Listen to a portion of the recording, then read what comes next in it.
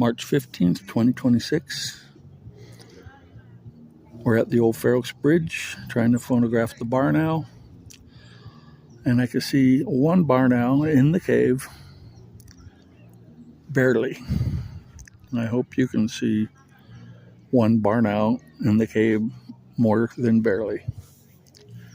If you can see one barn owl in the cave barely, make sure you like and subscribe, because it's real difficult to film these barn owls because their cave is so deep, it gets so dark. I could play with the lighting and you get like a misty view of them,